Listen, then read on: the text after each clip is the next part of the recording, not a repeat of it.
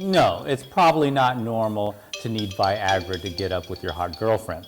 So then they find out that, oh my, it's actually porn. Nerve cells connect to wire in Pavlovian, super Pavlovian memories of your addiction. For example, if you're an alcoholic and you've quit and you've been like 90 days sober and you're walking down the street, all of a sudden you walk by a bar, you hear some clanking of glass and the smell of alcohol, all of a sudden you get this urge to drink. It's activated these unconscious memories that are powerful.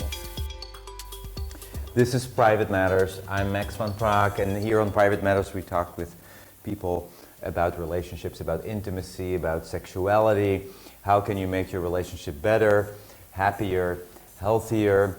We have had a show earlier on about virgins over 30 years old, and in this show we touched upon the problem that some people don't go out, don't show their colors, they're addicted to porn, they're sitting at home.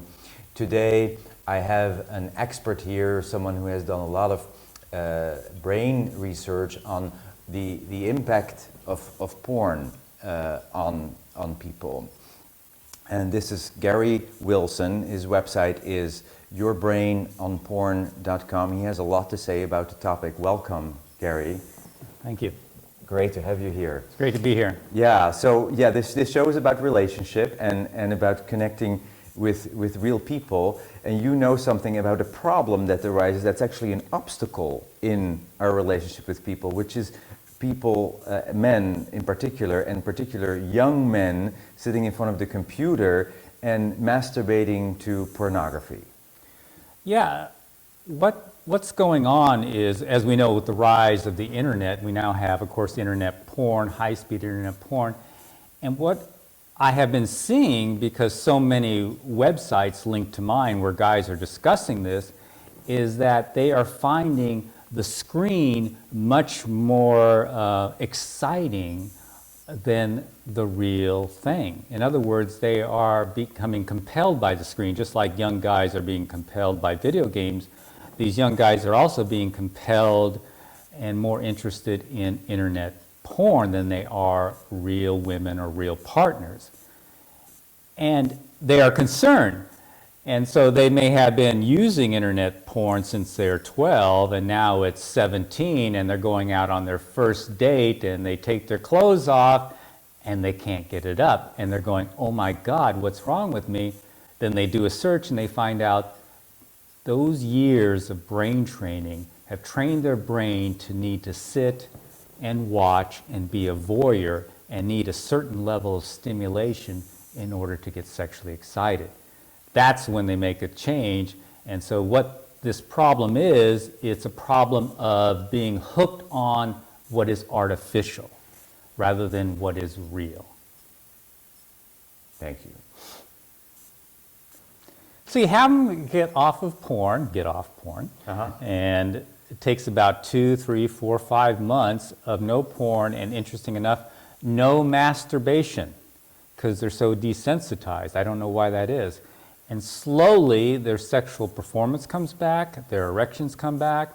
As they are abstaining from porn? Yeah, they have to abstain from it or they'll never return to normal. They'll have ED, I guess, for the rest of their life. Some have had ED for 10 years. Let's define addiction. How often is addiction? What if somebody watches porn once a week?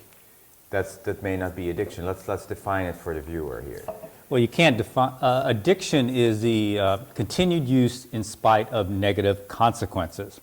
So here's the problem, is if you continue to use, and you started at age 11 using porn every day, high-speed porn, and you're 20, and you've used it every day, you don't know the negative consequences until you stop. And so that's what's so surprising for these thousands of guys, is that once they stop, they have more energy, their confidence goes up, their social anxiety goes away, their interest in real girls go up, and for many of them, because the reason they quit is because of erectile dysfunction, that also remits. So if you don't know, if you never stop, you don't know what the negative consequences were. You just assume that's how you are. That's you. That's social anxiety, lack of confidence, no motivation to study or go get some job. Sure. But is porn bad in every way? Or does porn have actually something to offer? Porn cannot be defined because what we're talking about is the reward circuitry, which is an ancient circuitry in the middle of the brain, and it doesn't know what porn is. It only knows levels of stimulation. So for one person, they may be looking at feet and that stimulates them, and another person, they might be looking at bestiality and that stimulates the them. fetish. Yeah. Or another person, for example, we had this one gentleman who only looked at swimsuit models. Now, is that porn? Most people don't think so, but he looked through 2,000 to 3,000 pictures per masturbation session. Wow. Maybe 2,000 to 3,000 pictures per masturbation So session. he needed click, click, click, click, click, several windows open, several tabs, clicking through them all, looking at them. That's the stimulation he ended up needing in order to get sexually excited. So are people in swimsuits porn? Probably not. No. It's the How level easy is of it? stimulation Sure. that causes brain changes, that leads to dysfunctions. So you can't really define even what porn is anymore.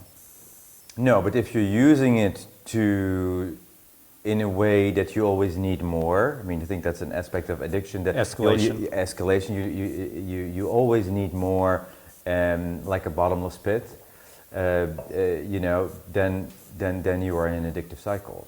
But for some people, watching a particular erotic or porn movie may open up new doors in their relationship for people to look at that. So it's how you use it. It's how you use it, but another big aspect is how it's delivered.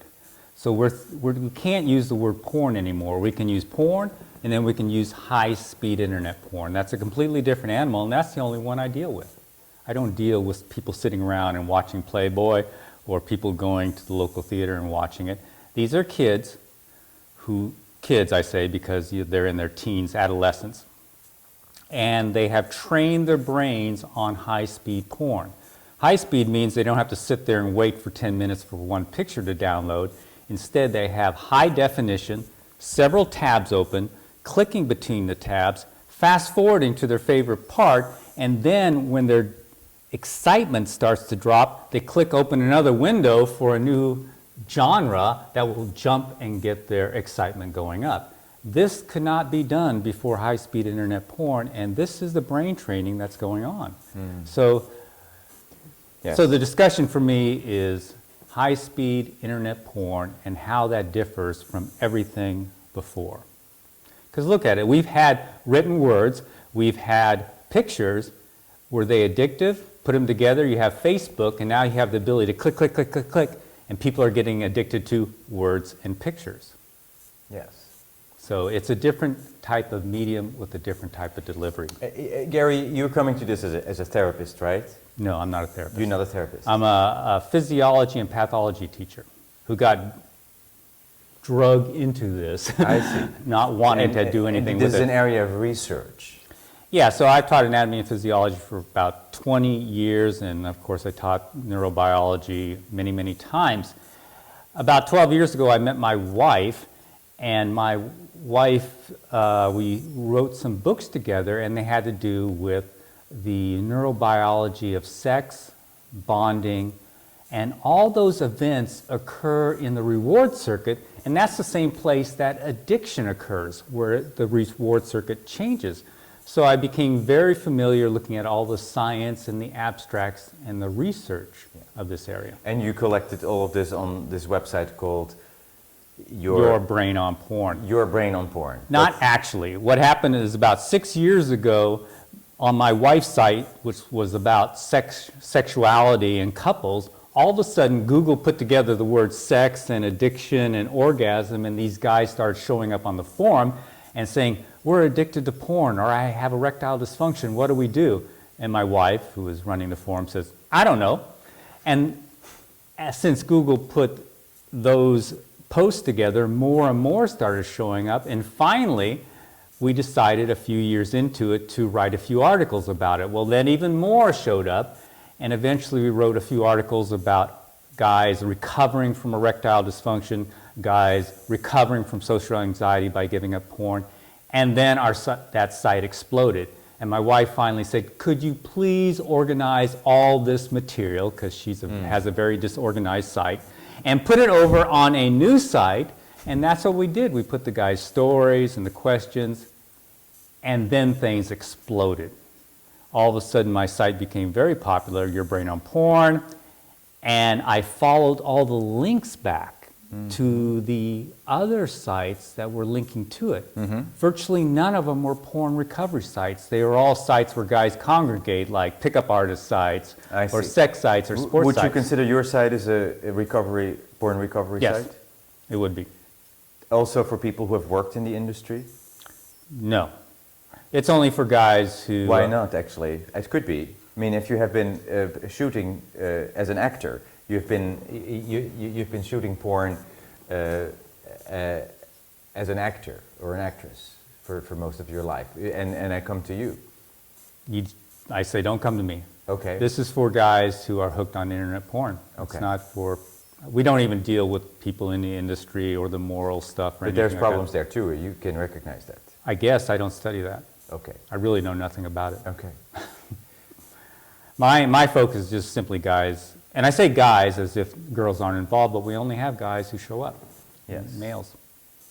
So what I found out following these links, just to continue, is that it's huge. Followed these links, thousands of websites in about 40 different countries. Some of the threads were 10,000 posts long, and all these guys were pretty much discussing sexual dysfunction. They're in their late teens, 20s, and a few in their 30s. And they're saying, my God, I can't get it up anymore. I'm 25. What do you think the problem is? And then someone would put in a link to Your Brain on Porn, and they go, oh my God, that's me. So that was the big aha moment for me. I really saw that this might be a very significant problem for the younger generation. Especially younger men. Absolutely. Because here's the little thing, is we've had a few older men who in their 40s and 50s who have porn-induced ED. They give it up, their sexual function comes back. These guys can recover in 6 to 8 weeks. The older guys, 40 and 50. The younger guys can take 3, 4, up to 9 months to recover. And their testosterone's higher. And of course, we know how it is when you're 18. I mean, everything's a lot higher, if you know what I mean. And they take longer to recover. So the question is, why is that? Is because the difference between the two groups is these guys already had their sexuality.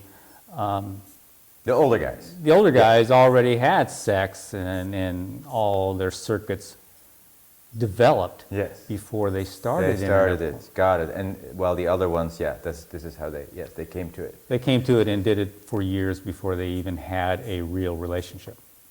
What advice do you want people to know about this? Let's say people are watching and they are finding themselves watching porn every day and masturbating. What do you want to say to them? Well, the easy advice is to understand how it affects you, or to see if it has affected you, is to stop it.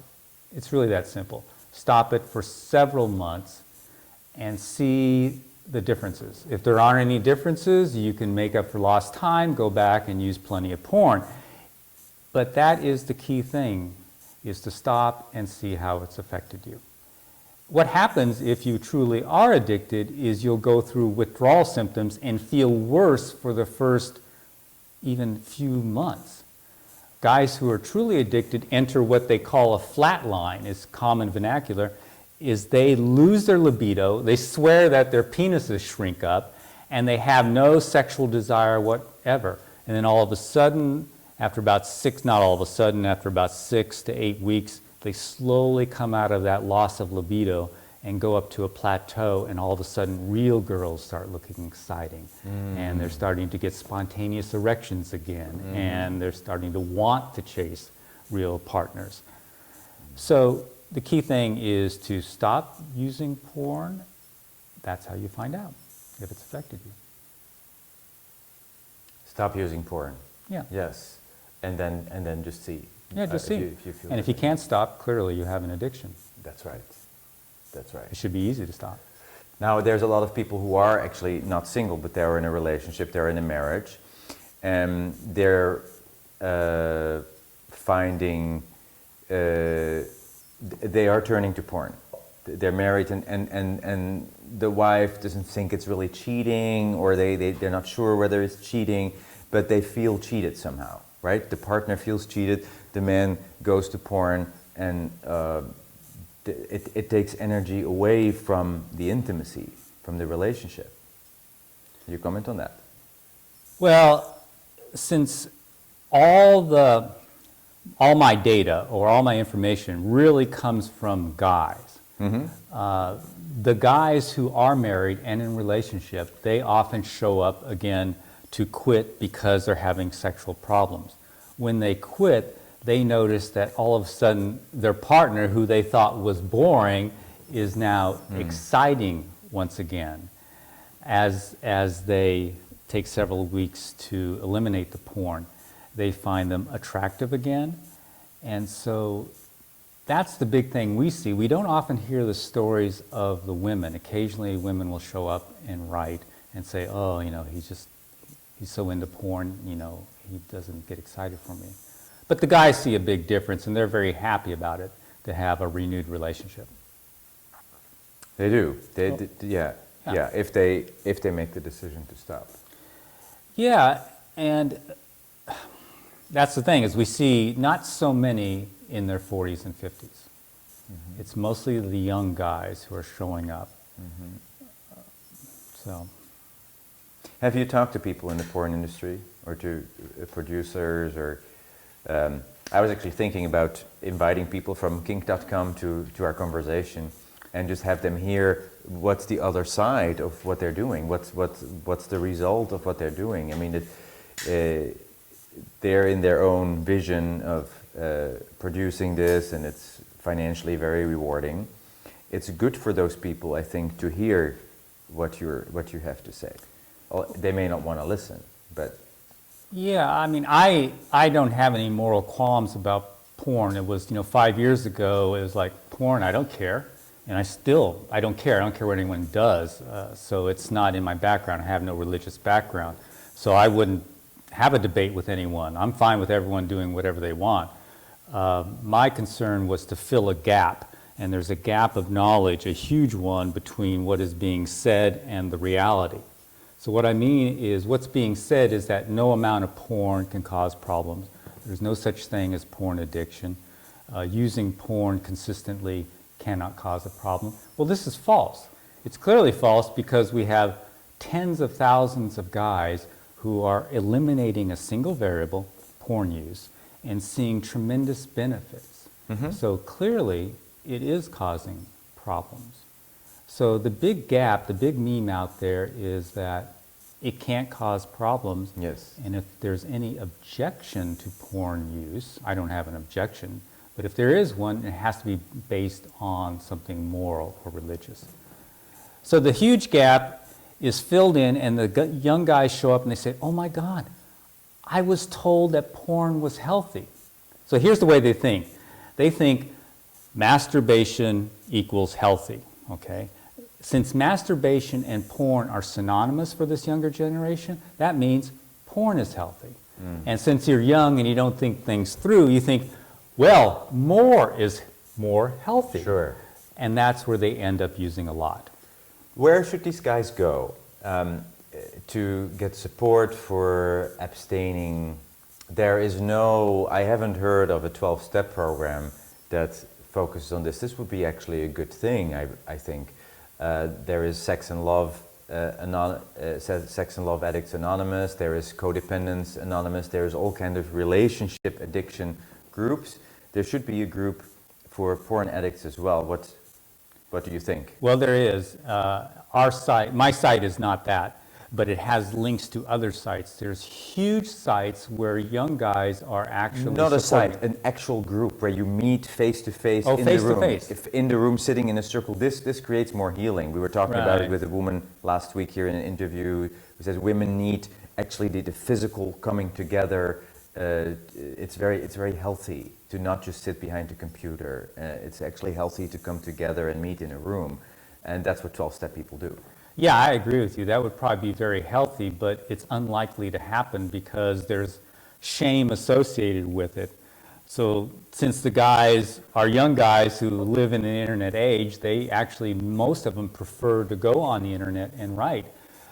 The ones do mention, okay, I've gone to a 12-step, but they've gone to a sex addiction. Yes, for people who go to prostitutes or are addicted to a partner, yes. Yeah, and that's a completely different animal than starting on internet porn at age 11 and not being able to stop at age 18.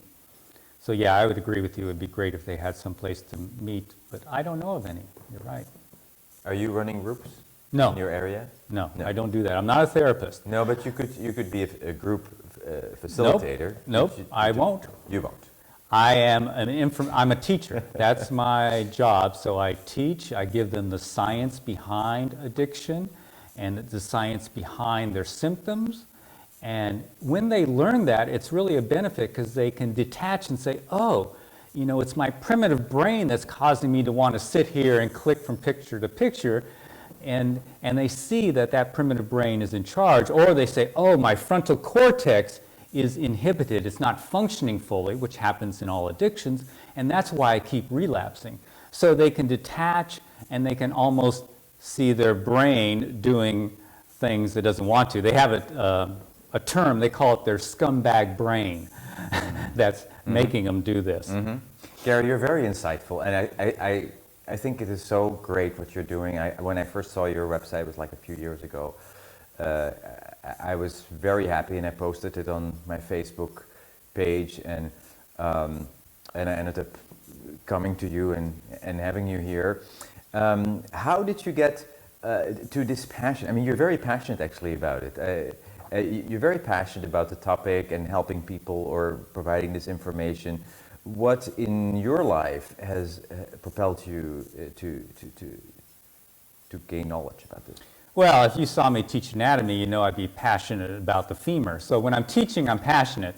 But what happened was, again, it came down to all these young guys showing up on my wife's site, and then several of them being suicidal, wanting to kill themselves, thinking their life is lost.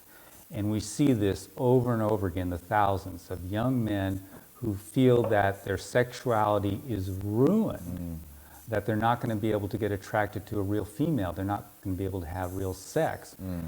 And that's my passion now, is to try to fill this gap because there's a lot of people suffering. I'm not out there to stop porn, I'm out there to educate so that the people who want to get over some of these symptoms caused by excessive porn use can find the information and do it. There's a lot of guys suffering out there, a lot. So that's behind my passion. Dopamine is what gives you the motivation and the urge and the excitement to do something. So over time, in any type of addiction, your dopamine levels and sensitivity drop in the part of the brain, so you need more and more stimulation to have the same effect. And then the other thing happens is you wire your brain, actually nerve cells connect to wire in Pavlovian, super Pavlovian memories of your addiction. For example, if you're an alcoholic and you've quit and you've been like 90 days sober and you're walking down the street, all of a sudden you walk by a bar, you hear some clanking of glass and the smell of alcohol, all of a sudden you get this urge to drink. It's activated these unconscious memories that are powerful, and they overwhelm the reward circuitry by spiking dopamine real high and saying, go get it. So what you have is a double-edged sword. Low dopamine and less pleasure in everyday activities, and yet super high spiking of reward for that one single thing that you became addicted to. And that is the nature of addiction. And the final change is the higher part of our brain becoming weaker, so we have less willpower. It's called the frontal cortex. So those things working together are the center, the main attributes of all addictions. Very clear. You really understand addiction. It's very, very clear how you just explained that. Yeah. Yeah, well, if we look at the traditions of what people have done, as you said, connecting with other people, that's a big one. And It replaces these needs because Yes. they're in solitude. The addiction flourishes in solitude, in isolation. Exactly. And what happens is you have dopamine, and so once you get off the addiction, your dopamine drops even further. Now you're craving things, and the one thing that'll do it is your addiction. But now you can replace that reward with human contact. So that's one big thing, socialization. We tell guys you've got to socialize. The next thing is exercise. Exercise actually elevates the dopamine, and it makes more what are called dopamine receptors in the brain. Another thing that occurs is meditation. Meditation increases dopamine too and keeps the levels high.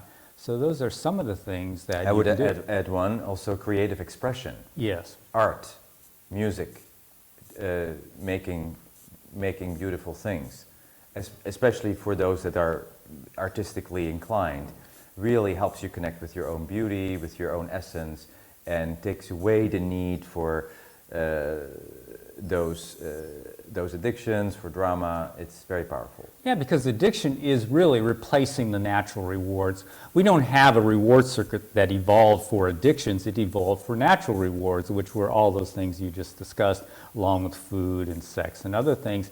And what these guys find out is once they stop that addiction, those creative things actually come and rise up. They say, oh my God, I'm starting to write again. I'm starting to play my musical instrument again. I've started to program. I'm going out and doing this and that and dancing.